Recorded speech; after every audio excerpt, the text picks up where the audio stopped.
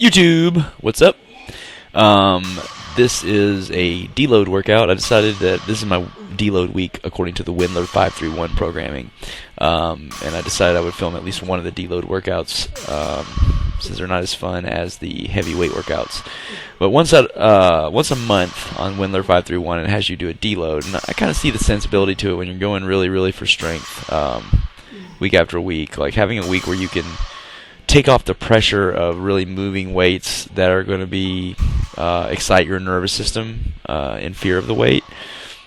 Will give you an opportunity to try the exercises, with weights that are controllable, but they're not going to tear at muscles and tendons and stuff quite to the extent as something over, say 70 or so percent of your 1 rep max, or even 65.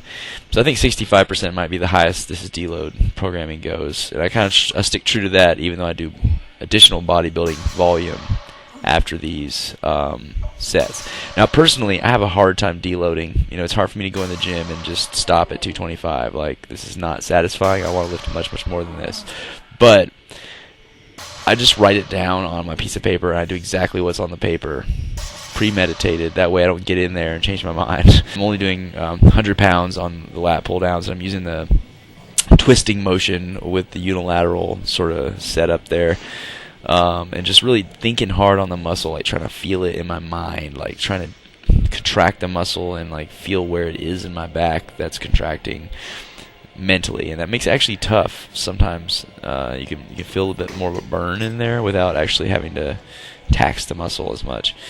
Here I'm just using 35s, just trying to row that back to the hip, kind of like a skiing motion to target the lat. And ultimately, on a deload week, the whole point of it is just to get a little bit of volume in to tell your body that you still need the muscles, but to make sure that you're limiting it so that it doesn't lead to any overuse injuries, and it gives you an opportunity to flow blood into the muscle so that it can heal a little bit more that week than every other week. It helps you get gains a little bit faster over time.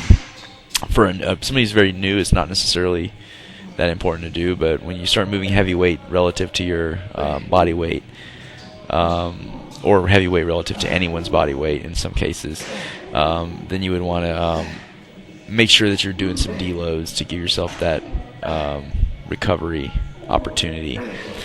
I do every 12th week, I do a complete week off all exercise, including cardio, because even that, it's hard to know. You could snap a hamstring up. So once every 12 weeks, and rather than a deload, I just don't lift. But now on my current program, I'm doing a deload every 4th week. And I think it's important for those of you who are intermediate to advanced to really consider doing it. It makes you better at the exercises and prevents injury. Like, comment, and subscribe. Peace.